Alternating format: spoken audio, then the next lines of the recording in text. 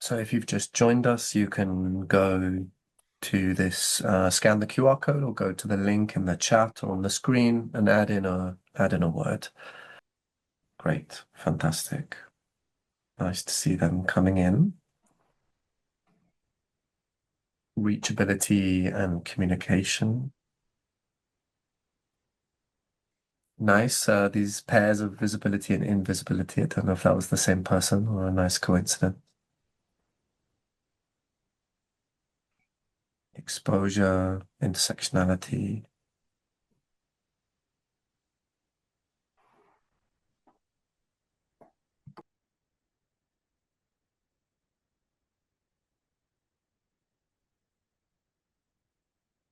Yeah, and the importance of organization and speed, also and coordination, and reaching again popping up. Familiarity and context are interesting ones too.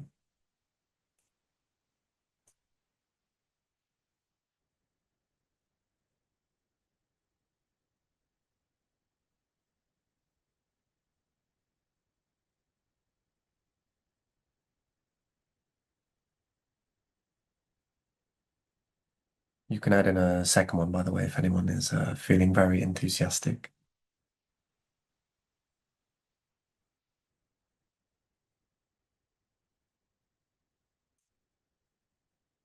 I like dependence too. We wanted to get a sense of the kind of issues that we're already aware of for this webinar. And we will come back to that in a minute because today we're going to run through some different phases of discussion. So we're going to start with a brief introduction from me and then Michel into Sonar-Cities and this webinar in particular. And then we will have our main presentation from Ruth. And then we will go into breakout discussions focused on particular scenarios and kind of emergencies. And then we'll feed that back into a plenary reflection at the end. So, as some of you may already know, this webinar series follows each stage of the Sonar-Cities project that gives insight into the process of Sonar-Cities as it happens, allowing you to learn our method for working with communities and reflecting together with us on how to improve this method so that we can together within and outside of the Sonar-Cities project in the network as a whole, together build capacity and relationships between one another for the future. So in particular, we're trying to really build connections between the Sonar-Cities and the Sonar Global Association and the support network. And if you're interested in joining any one of these, especially Sonar Global and the Sonar Support Network, will be sending out an email after this webinar with links for you to sign up. But the idea is really that we build relationships inside and outside of the project to enable us to understand more about how the things that we're working on within Sonar can be transferred outside and be made more sustainable in the long run after the project is finished. So as I said, the webinars follow the gradual progress of Sonar-Cities in its four main phases. And right now we're in the research phase. And this webinar is about how we can reach people with vulnerabilities in disasters. This is where I hand over to Michel Dückers to introduce you more to Sonar-Cities as a whole. Thank you very much, Patrick, for the nice introduction to the webinar. I will give a short overview of the Sonar-Cities project, but I will keep it very brief because in some way it is repetitive to the previous webinar. And I know that many of the members already are very aware of what Sonar-Cities is. However, we do have some new members among us. So I would like to take the opportunity for a few moments of looking back at Sonar-Cities and its background. Sonar-Cities is a new project, but it has an earlier life. It actually stems from a project that was started before the pandemic and given an additional emphasis during the pandemic, with a focus on understanding vulnerabilities in communities affected by infectious diseases, and use community engagement insights, models, processes, and methods to understand vulnerabilities and to reduce them and to improve policies. And during the pandemic, we were able to carry out this project with many partners and a network, multiple countries, including 5 European countries, Bangladesh and Uganda. What we learned then, of course, is that community and public engagement takes time, and that you cannot count on actors to devote time to engagement activities without some form of compensation. And despite successes, funders don't necessarily want to continue your funding. So as a result, and we see that often in European projects and also in countries, projects in our own countries, when a project formally ends, it's very difficult to continue the work. So in that sense, we were really happy that Sonar-Cities, under the umbrella of the Horizon Europe project for sustainable societies, resilient societies, gave us an opportunity to continue the work in Sonar-Cities. Well, Sonar-Cities is a project that is really focusing on threats, risks, crisis, climate change, pandemics, earthquakes, all types of events across Europe. We have a network that is located in multiple countries, as you can see on the list. Partners from these countries are involved in the session today. And in the end, it's the ultimate goal is to render Europe's cities, and particularly urban publics experiencing vulnerabilities, more resilient in the face of climate-induced health emergencies and disasters. And again, the dominant model, the train of thought, is based on participatory development and implementation of community-based adapted tools for people facing vulnerabilities. And the idea is that the project, by conducting activities across sites in Europe, is able to generate inclusive preparedness and response, contributes to the improvement of health literacy, crisis communication, and risk reduction, and also seeks to integrate more effectively a One Health approach for disasters and health emergencies in Europe's cities, all based on the idea that it's a dominant finding in disaster literature, of course, that every time, regardless of the nature a disaster takes place, that people will experience vulnerabilities that can take multiple shapes. As we have seen in the word cloud when we started, there's an intersectionality in it. Some of them are visible and less visible to see, depending on the context, interacting with exposure types. And many of these vulnerabilities already are there, hidden in plain sight before the disaster takes place. And what we want to use this project, including the exchange today, to learn more about, how we can identify vulnerable groups, vulnerable individuals, vulnerable communities, and reach them with effective communication. Ruth will later on present findings from mapping activities conducted so far within Sonar-Cities. And I also like to emphasize that the Nivel team, one of the partners, will use the findings from the exchange today to deepen what we found during the mapping activities, and also to make it meaningful for the different sites in Sonar-Cities and in a more general way. So we will make a separate report with findings from the exchange in the webinar today. What do we need for more effective preparedness and response? Well, Sonar-Cities seeks to develop insight into what experiences challenges in past emergencies, how and why, identify needs and priorities. We are actually engaging actively with stakeholders in different cities to collect information on it. And in the end, like Patrick already showed, there's a typical step of activities in sequence that will be on the next slide, but we will develop tools, produce evidence to see whether those tools work and how we can further improve them. The research feeds into the tool sets that will be implemented and evaluated. We are now at, I think, somewhere in the cross-section between the first two steps, working towards a tool set that can be implemented and evaluated. And later on, we want to prepare that tool set for further dissemination, and also to understand how we can make sure that the findings and tools are actually sustainable. And the network, where you are part of, and which will be a growing mechanism, will contribute to that as well. Well, the ambition is that the tool set is genuinely effective at shoring up resilience among urban inhabitants experiencing vulnerabilities. Other cities should take up, ideally, and implement our tool set, revise it, complement it, and that Sonar-City is also equipped and ready to provide assistance upon request in other disasters and health emergency elsewhere through the network. I think this is the end of the short summary of what Sonar-Cities is, so I'm happy to give the floor to my colleague, Ruth. Thanks a lot, Michel, and thanks a lot, Patrick, for this introduction.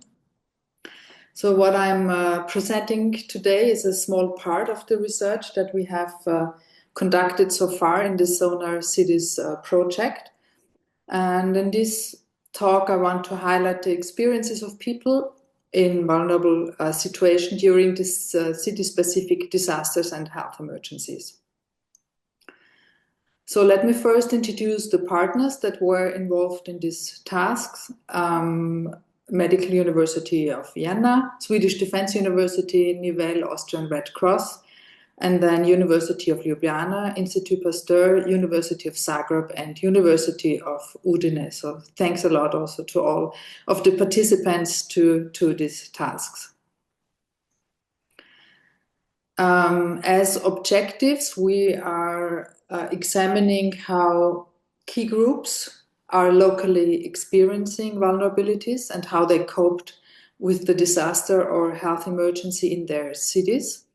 And we are asking the three main questions is whether and how they understood crisis communication and public health guidance, how they were able to act in the crisis and what facilitators and barriers were there to help them act, and to see how they used and also created informal social networks for care and for support and mutual assistance.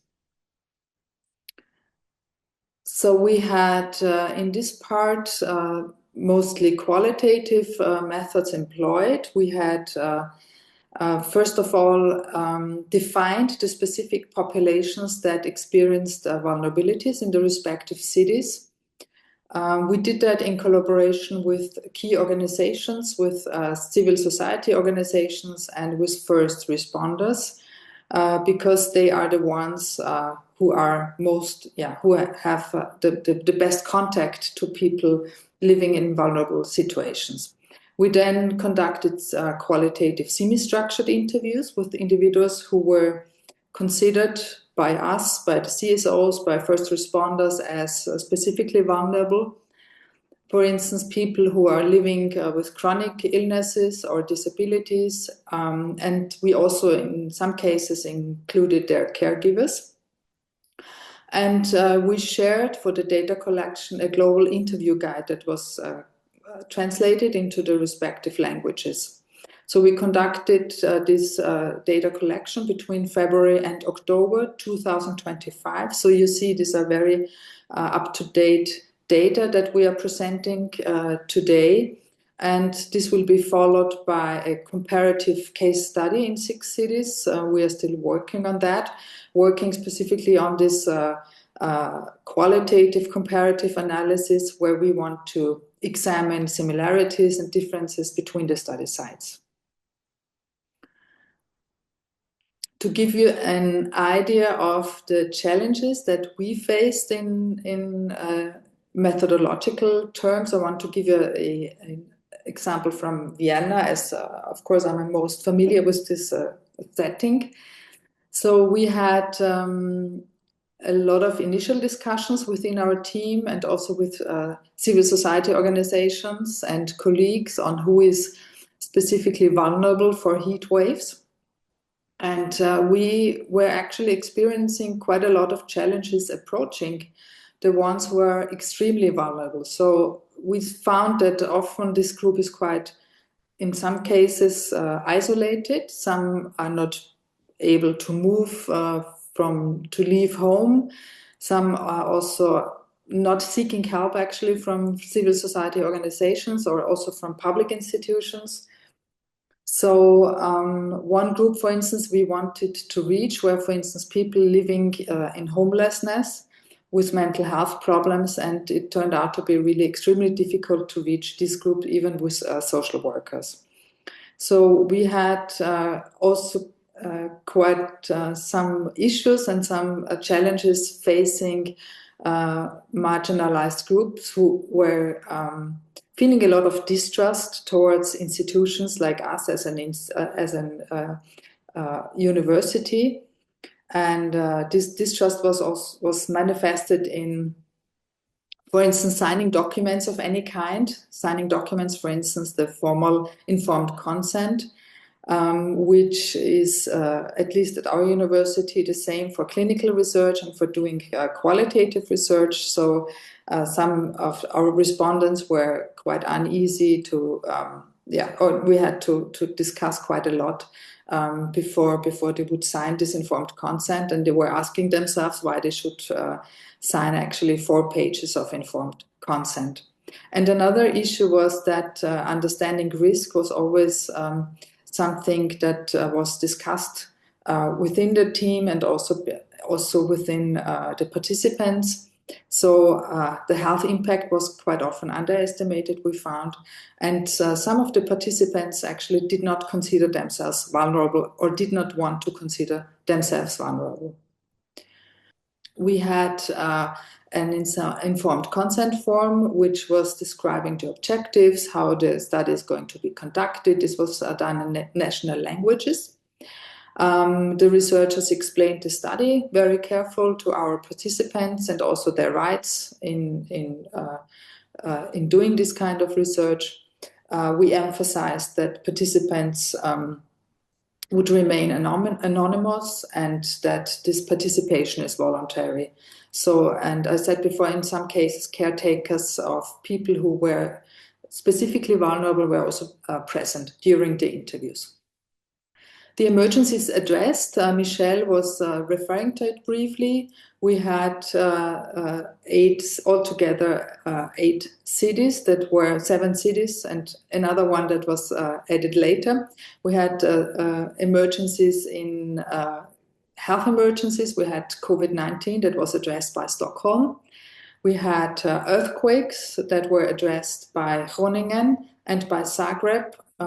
Groningen is having gas extraction related earthquakes, and Zagreb had an acute earthquake during the pandemic in 2020.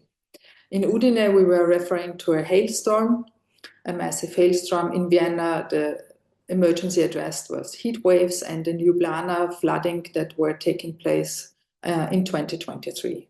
So we had several vulnerabilities addressed. I will just give you here a very small overview of how these vulnerabilities were addressed.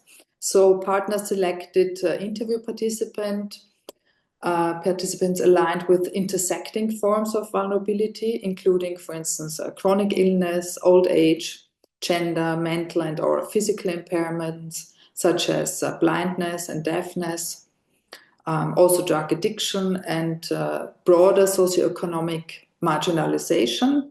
You can see here in these vulnerabilities addressed that socioeconomic factors were actually valid for all the cities.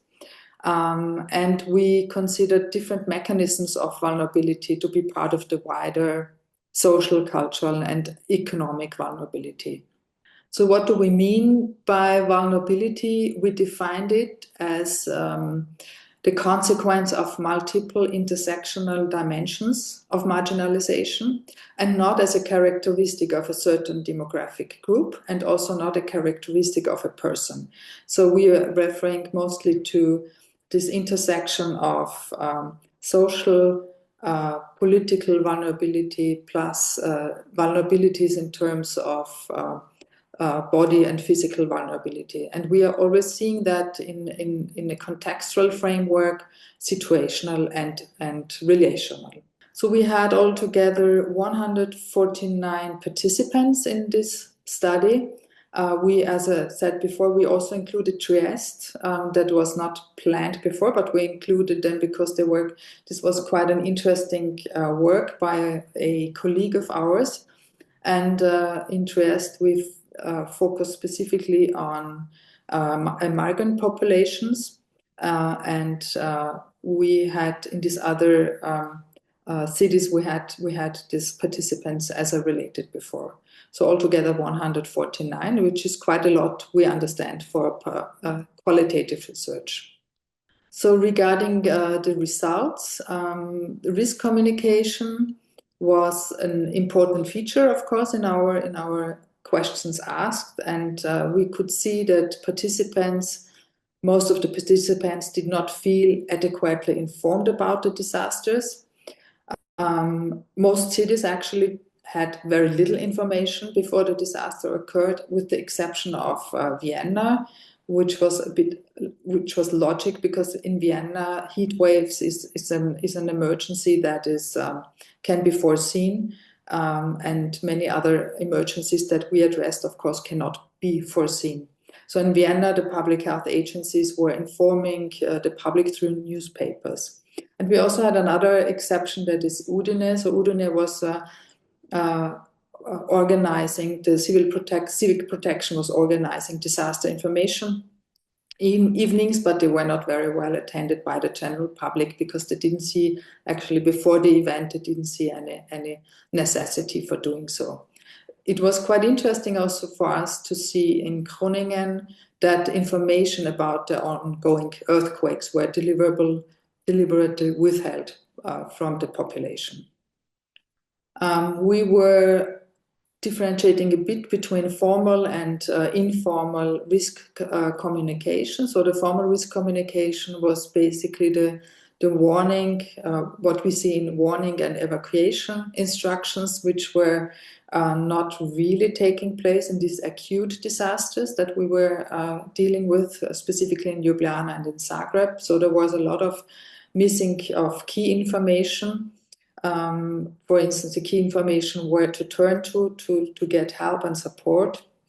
We had within this formal risk communication dimension, we had specific for Stockholm, that different age groups and people living with various disabilities used various channels actually for getting information. And interestingly, even though the older adults were kind of framed as the most vulnerable for COVID-19, they felt quite unheard actually, although they were highly visible in the media. So what we can see is really that the official risk communication did not specifically target people in a vulnerable situation, except for sign language interpreters. Most people use traditional communication channels such as TV, radio, and telephone hotlines, but there was quite a lot of informal information and communication that was frequently observed from our participants. So the word of mouth, interpersonal networks, and WhatsApp groups, for instance, with family, friends, and neighbors. And one participant from Udine, for instance, said, I only found out through the WhatsApp group in my village, not from the municipality. So these were of particular importance during and also after the disasters. And we could see that some people in vulnerable situations were excluded from informal communication. And the reason for that is that older adults specifically, but also others, had difficulties with online communication and had to rely on caregivers and also friends and neighbors for information. So that we could find quite a gap actually, for some, and really difficulties for some vulnerable groups to get into digital communication. In Stockholm, there was quite a lot of mistrust, and in other countries, also in other cities, also disinformation. So it is really necessary to have better information and better management also of information. The CSOs, they adapted official information to the specific group. So this was a very specific task actually of this civil society organizations, that they were receiving the information and adapting it to their groups. For instance, transforming some of the informations into plain language or simple language, and also in Braille language. And in Trieste, for instance, there were also cultural mediators used that were kind of making it easy for migrants to access information. What our participants were frequently referring to was insufficient dissemination of available resources, for instance, where points of care can be sought. And for instance, in Groningen, we had one participant relating, where do you go and who can you turn to? That's the information I would have liked to receive. Is there a central point in the village you can go to? So this was for some missing. And we could also see that participants saw that there was quite a lack of information in other languages than the languages of the majorities. We could see that support during disasters was given by public institutions, again by CSOs and also by informal networks. So this support was, for instance, the assistance of removing debris and waste, also providing temporary accommodation, or at least organizing temporary accommodation, financial support to some degree, and psychological support. We could see in our study that psychological support is actually rather needed after, or some weeks or months even after the disaster, because during the disaster people are busy with surviving, basically. In some cities, there was a buddy system installed, and they had people put together, so to say, to support each other. In Vienna, for instance, there were cooling zones that were supporting vulnerable groups specifically affected by heat waves. The challenges that were mentioned were that the overwhelming institutional systems were quite often overwhelmed and sometimes not able or also willing to support, and that the support was not adapted to the needs of vulnerable groups, and sometimes it was an issue of accessibility of support. The coordination of support was often lacking. For instance, there were same services offered by multiple organizations, but at the same time, some of the groups were not aware of available resources. We could absolutely see that CSOs played an important role in offering guidance and support, and also the role of the informal social networks across all contexts and disasters. So as if you don't have informal social networks, actually the support given or the access to support is sometimes very difficult.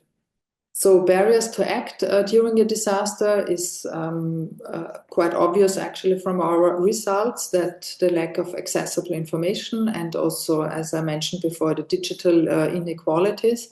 One participant from Udine, for instance, related, today, if you don't have these digital tools, you are excluded from everything. Some participants, we could see that there was a lack of understanding of the severity of the situation and difficulties in conceiving how to act. There was quite also a lack of health literacy, and actually quite a lot of our participants also reported on limited economic resources. So one participant, for instance, from Zagreb said, if I had a house made of brick, I would stand underneath the door frame during the earthquakes, but I live in a little makeshift wooden house. So economic resources were posing a barrier to act during disasters. A clear facilitator to act was the social connectedness. The more you are social connected, the less you are actually vulnerable, even if you are yourself in a vulnerable situation. Preparedness was very often mentioned as important facilitator to act, and also the accessible and tailored communication and information. So the recommendations that were mentioned were in preparedness. So it would be important to have community-based and tailored disaster preparedness trainings provided either by municipalities, by other institutions that really approach vulnerable groups. That would be something really important. and to have also an inclusive and multi-language preparedness and response plan that again includes citizens into the planning. Communication would be necessary to be inclusive and also accessible for this group that we are talking about. Specifically, simple language was used not as much as we were thinking. And in terms of misinformation, it would be important to have trusted channels that people who are affected know they can use. It would be important to support community-based initiatives and to strengthen civil society organizations. And for instance, as an example from Ljubljana, also use community health navigators that are really navigating people that are experiencing vulnerabilities through the systems. And in terms of institutional response, we think it would be important to engage vulnerable groups in general in disaster management planning and also to advance psychosocial support also after the disaster happens. So to conclude, we identified quite important commonalities that we think should inform more inclusive disaster and health emergency management and response. And we could also see that people in vulnerable situations not only face higher exposure to disasters and also to health emergencies, but they also face significant barriers to respond to these events due to their social isolation, lack of information, and also systemic marginalization. Thanks a lot for your attention. Thank you so much, Ruth. So on the back of this presentation about the mapping and the findings, we wanted to move into discussion because, as you know, for these webinars, our aim is not to present everything that's happened as the be-all and end-all of research in this area, but rather to work together to improve it and understand its implications for how we move forwards together. So now we will move into breakout rooms. We will be discussing these questions together. You'll have a facilitator in each room who will be guiding you through this in relation to your particular scenario. We're interested to explore, first of all, who do you consider vulnerable and what types of that vulnerability would you prioritize over others? And then to think about what are the best methods to reach these people and what is it important to communicate to them. We will have about just over 15 minutes to do this, and we will close the breakout rooms around that time, and you'll get a 1-minute warning to the breakout rooms are going to close. Just to note that these rooms are not recorded, so you can discuss freely at that point, and when we come back to the plenary discussion together, the people chairing your room will share back about what you discussed generally. So please choose the breakout room that you would like to join and enjoy the discussion, and we look forward to hearing back here what you thought about together.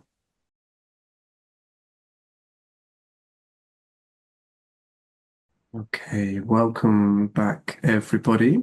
I hope that you found your way through the normal technical difficulties to a breakout room and that you had a good discussion there. Michel is going to share this final part, and we will start by hearing back from the chairs from each room, their summary of what took place, and then we'll move into Michel facilitating a wider reflection in general. So, Michel, which room would you like to get us started with? Thank you, Patrick. Well, and I was in one of the rooms, and we talked about the blackout scenario, and we were really in a lively discussion about exploring how that scenario affected our ideas about vulnerabilities and how to reach people. And I still have a sentence in my head of colleague Hans, who was saying something very important, and then the session stopped. But I'm convinced we can pick up the thread in this plenary part again. Well, we have indeed 3 minutes for summaries from each group. I'm really looking forward to that. And I think the first one, let's start with number 1. And in my notes, number 1 is epidemics, pandemics, chaired by Annette and noted by Laura. Annette, can I give the floor to you? Yeah, I don't have the notes yet, but I think, oh, maybe I just got them in the email, maybe. Wait, yes. I see it. Yeah, thank you, Laura. But I can also tell a little bit. Yeah. So we proceeded, maybe, I don't know if that was meant to be, but we proceeded by having a short round across all the participants, said who they were and what their experience is with vulnerabilities, what do they consider vulnerabilities, and how did they try to reach people. And well, if I summarize it in general, I think there was quite a common ground of groups of what they considered vulnerabilities in the case of epidemics and pandemics, mainly elderly people, low educated people, and people with yeah, that are difficult to reach because they are not literate. Or one person also mentioned people who are really isolated and detached from others in a social sense, and that was maybe an extra addition to what Ruth had presented from our research before. And way to reach people, yeah, mainly through networks, through trusted persons in networks, for example, people in churches or people in shelters or managers of shelters, or also municipalities who are in contact with people in these groups, for example. What I missed a little bit myself, because we didn't have time enough to go deeper into certain groups, is the group of young people, scholars and pupils who are during the COVID pandemic, for example, also rather strongly affected. And yeah, how to reach out to them and communicate to them also specifically. But we didn't actually discuss that. It's just something that I want to put a bit of focus on. So then I will check the notes to see if there was more. Let's see. Yeah. So like I said, they're working on preparedness for the disaster by looking at the trust persons in certain societies. Yeah. Okay. Yeah, so there were similar challenges to what we have presented already, but Ruth is presenting. Yeah. Can you perhaps say shortly something what you think that well the vulnerable individuals, communities, groups, and Ruth was very clear in it that it's not truly the individuals who are, it's the compilation of characteristics that intersects and makes individuals vulnerable. But can you say a bit more about when it comes to epidemics and pandemics, what is it that contributes to these existing vulnerabilities? Because most of the things you mentioned, they are the usual suspect characteristics. Yeah, but that is probably true. They're the usual suspects, and well, that wasn't mentioned so explicitly in the discussion, but I guess the intersection would be people who are elderly but already have chronic diseases or disabilities and are more vulnerable. And I think also important was what was mentioned is people who are in isolation and detached from others in a social sense, because it seems that the best way to reach people is in vulnerable groups is through social networks and social contacts. But how do you reach those that are not in such networks, that are really isolated? I think that's an important. And yes. If they have an intersection with being vulnerable in other senses, like being in low education or having other disabilities or diseases, then I think that is maybe the most vulnerable group of all. Yes, I understand what you say, Annette. And so the challenge is also to look more closely and specific for pathways to reach those vulnerable groups in that scenario. And I think actually that the next scenario in round 2, in the second breakout room, where Lindy will give a short summary, is actually a good example that the type of complication of communication can be even more complicated due to the nature of the scenario. Lindy, can you say a bit more about the second group? Sure. Thank you, Michel. Yes. So when we were discussing who would be the most vulnerable in a blackout situation, we were thinking about people that are dependent upon electricity for medical devices, for example.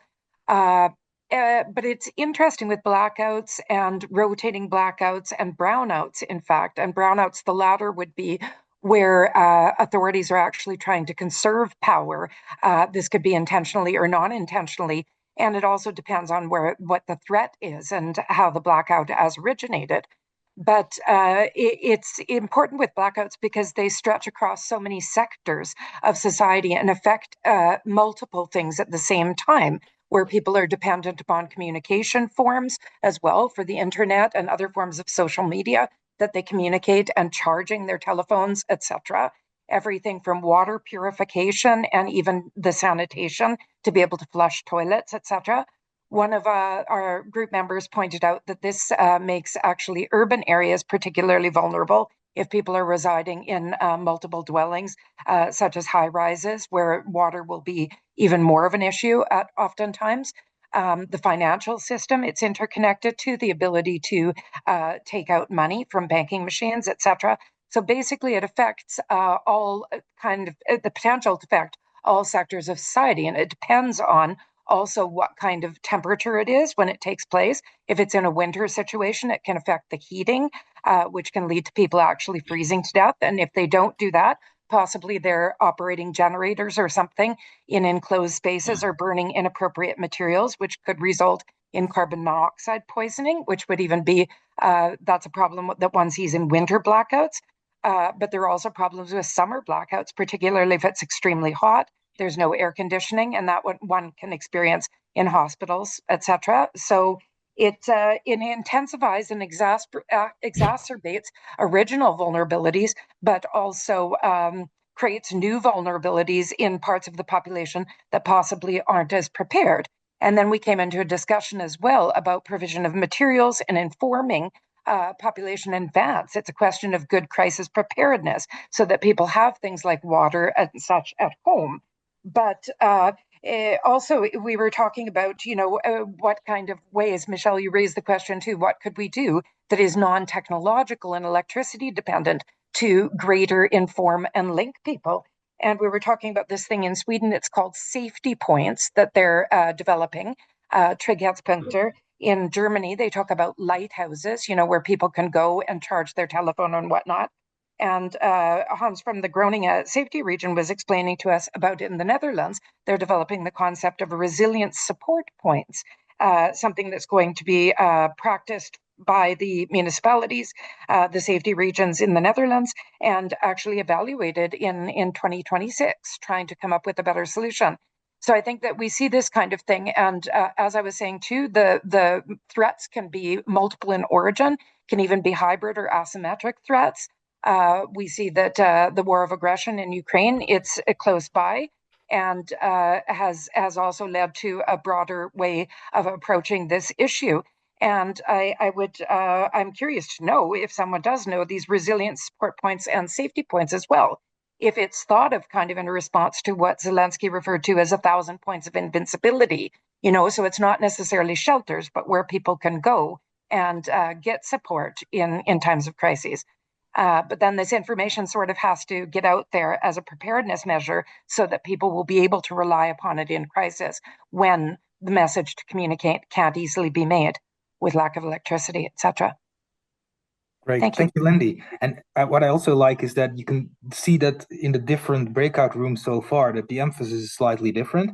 But I also think that especially that perhaps our scenario more than epidemics encouraged us to think more about the low-tech approach and what you can do within affected communities. So I really think this deserves a lot more of thinking because we have a tendency to make websites, apps, and all these fancy ICT tools. Well, the hazards of tomorrow might not allow us to proceed very effectively with that. That brings us to the third group, and I'm really looking forward to see what type of new insights the third summary will provide. And the third group was about infrastructure damage, chaired by Ivan and Tanya. Thank you, Michel. First of all, I just have to say that we were blessed with amazing participants in our breakout room who had much experience in this field, and that we could only ask for more time for more discussion. So first of all, we started with a participant who lived in Tokyo for a long period of time, which is kind of considered in layman's term like the gold standard for disaster preparation. At least that's how I see it, And she shared the experience of how also in the situations of the earthquake in 2011 that we all know about, there was lack of recognition of vulnerable groups. There was lots of assistance offered even from private companies who would open up their doors to let everyone who lost access to their accommodation, the place to live, but there was no real discrimination of, okay, who is the most vulnerable, who actually needs this help the most, how are different groups of people affected in this situation. It was more of a attempt to help the general population. So even there, the sensibility to the vulnerable groups is kind of lost sometimes. And from there, the discussion led us to two main points: that it's not only important to contact, to make communication and to recognize who is vulnerable when the disaster happens, but rather to work on the prevention and the resilience of vulnerable groups even before the disaster. This was nicely highlighted by the participant who is a member of civil protection here in Croatia, and we were given an example of like nice practice, something that we've learned here after the earthquakes in Croatia in the projects called SIMI, which use the registry of persons with disabilities that we have here in Croatia and use them to make a database of sorts that will make it easier in future disasters to access the information and important information about persons with disabilities. Of course, there is struggles in implementing such methods and such tools due to GDPR laws and stuff, but there is a clear path forward on how to better prepare for the future disasters. And the second important question was, even when we do reach vulnerable groups, what then? Because it's not enough to identify who is vulnerable and to make contact with them, but also what do we do then? We have to be sensible of what their needs actually are. A lovely example was also from a earthquake in rural part of Croatia, which happened in 2020, where there was clear identification of who is vulnerable and who needs help. But after that, the services failed. Lots of people were not adequately informed of the deadlines and went to ask for material recuperation, went to ask how to apply for repairs of their infrastructures and such. So even when we reach those vulnerable groups, we have to be really clear in what they need, what is important to tell them, and what is important to communicate. And finally, the big question that left lingering in the air is, who is actually responsible for that? Whose responsibility is it? Is it on the government? Is it on the local communities, on the civic organizations? And something that needs to be clear and defined.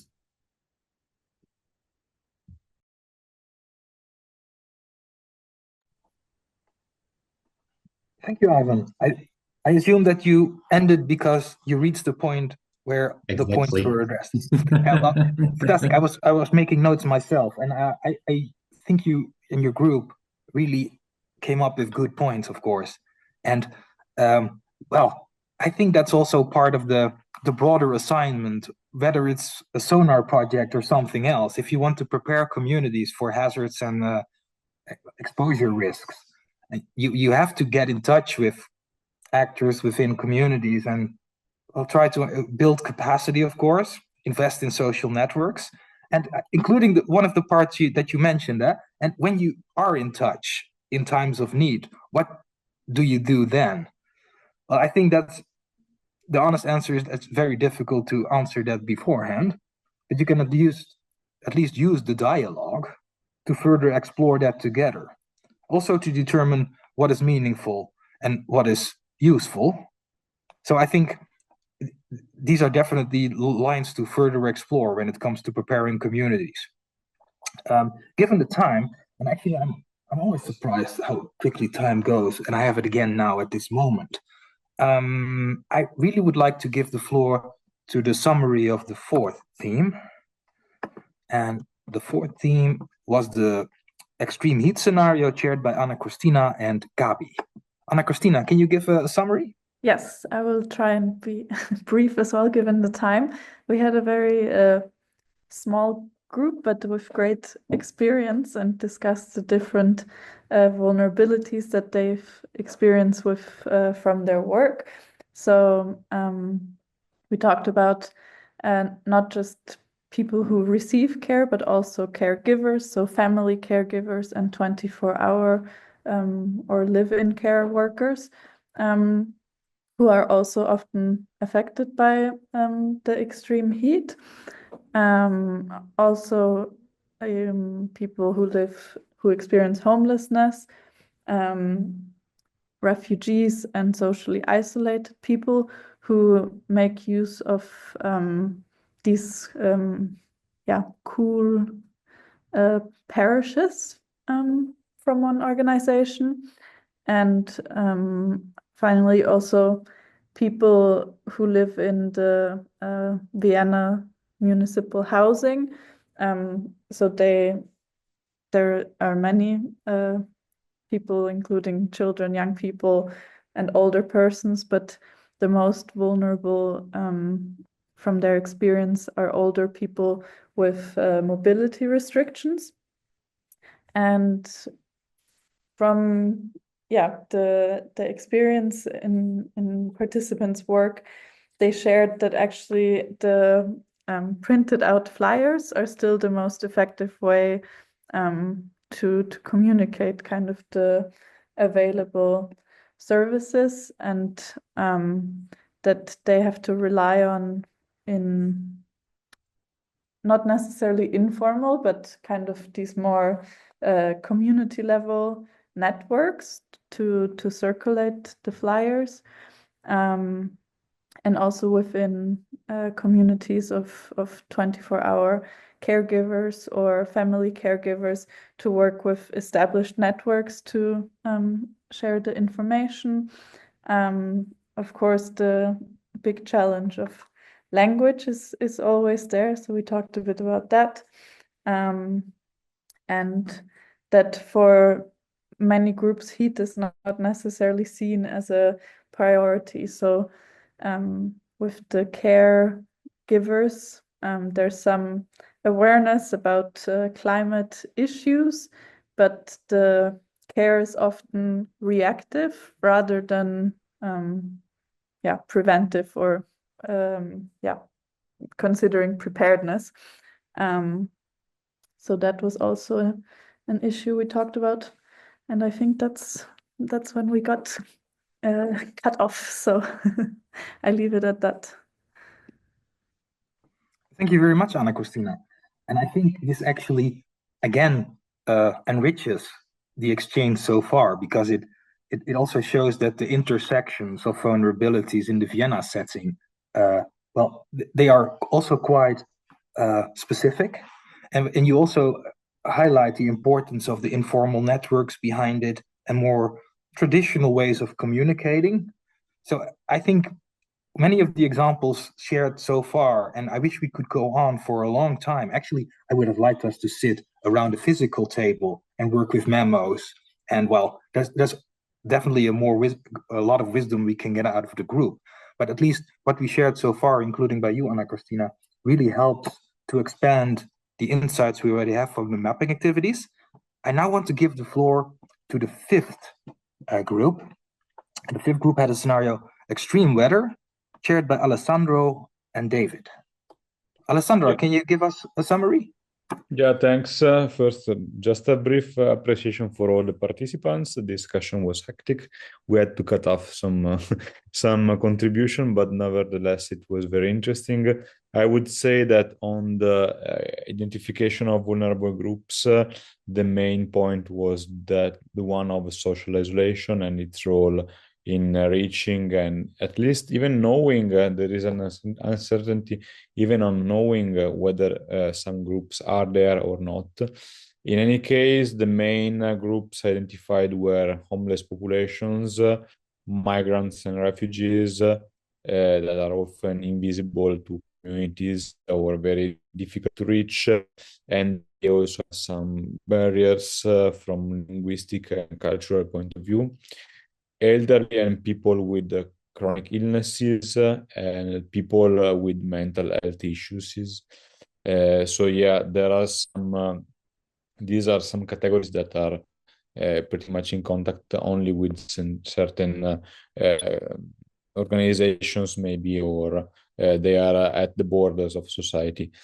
So, for what concerns how to reach them, we come up with the discussion mainly on the collaboration with local grassroots actors, and that sometimes we should not rely on their availability to connect with digital tools or with social tools, because often these groups are off of these tracks.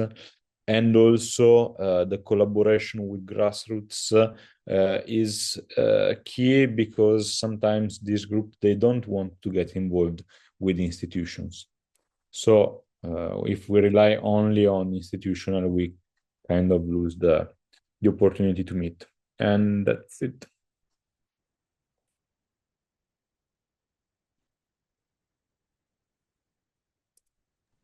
Perfect. Thank you very much, Alessandro. And again, the idea that some groups, and these are typically groups living on the edges of many of our societies in difficult circumstances, and often the most vulnerable are also the ones we are most concerned about how to reach them. But thank you also for emphasizing that they are not always open to being approached. So that the only thing I can say about that is that it really requires a delicate approach. If I look back at Patrick, to ensure that my clock is the same as yours, I think we have like 5 minutes left, right? Yep. Great. Well, I think, like I said, we can talk very long about the answers and the implications of these questions. What I think for now is I'm really grateful for all the input, first of all. And I really look forward to trying to draft a report, bringing this together with a reflection. And my plan is to share it with you all within a couple of weeks, I think. And I also have the hope that we can use the insights also for local activities in our countries where we are working on, and that it is part of the ongoing exchange across sites and disciplines. For me, this session is also a nice indication of how meaningful it is in itself to bring so many experts from different countries together, reflect upon these challenges that all matter to us. So again, thank you all for your contributions. And I would like to give the floor back to Patrick, because I believe that you have some closing remarks. I don't have many, so actually I wanted to also ask if Ruth, you wanted to add on anything, or Michel, if there's even anything else you want to add in a more concluding way. But Ruth, is there anything you wanted to? Yeah, I think there's really two issues coming up in all groups. And I think one was about networks, about if you have networks, it's better than to have no networks. And this is something I think we should also look at when we look at prevention and when we look at preparedness, because networks you can only build, or it's easier to build before a disaster than during a disaster. So I think that's something really we should focus on. And the other thing is that you mentioned already, Michel, is the low-tech approach as well, because of course we want to have a fancy app, but I think it might be more useful to think about this low-tech approach, and specifically when we think about like printed out things, like things that can be available when there's crisis, when there's no electricity, for instance. I think that's something we need to have beforehand, and we need to be prepared for. So I think that's my main takeaway from this session, and I would like to thank you. It was really very, very great, and it was good food for thought, I would say. Yes, Ruth, and thank you so much for giving the nice presentation with the findings from the project so far. And I also want to thank the chairs and the note keepers and all the participants, of course, and not least of all, Patrick, Andrew, in facilitating this webinar. Yeah, thank you so much. I've been really struck as well by the strength of two of the points that came out about these kind of paradoxes regarding the fact that we, as you put it so nicely, Alessandro, we don't even know if some of these groups that we can't reach exist, and also their unreachability is related to their vulnerability. And that strikes me as something very important that we're also really trying to bring out in these webinars, is that we're wanting to take the work that we're doing in Sonar and not just present it to you as a finished product and done, because we're looking to the future together. We're also wanting to think about what are the distinct questions that it raises for future work that we want to work on together as we go forwards. And I think even spotting these gaps, even knowing that those questions remain unanswered, is actually very important and part of the work of sustaining this project in the future.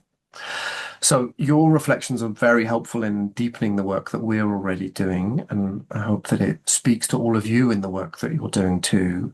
And I hope that you can also see the kind of connections and insights that we're building here as part of a very cumulative but long-term work of deepening the meaningfulness of the project, both as it happens, but also for the future of it afterwards. Because of course, the point of it is not just to finish the work and get the specific results, but also to find ways of taking these insights and really making them actionable, both in the sites that we work within Sonar, but also well beyond. So thank you so much for coming and contributing and joining, and we look forward to seeing you at the next time that we do this. Have a great rest of your day.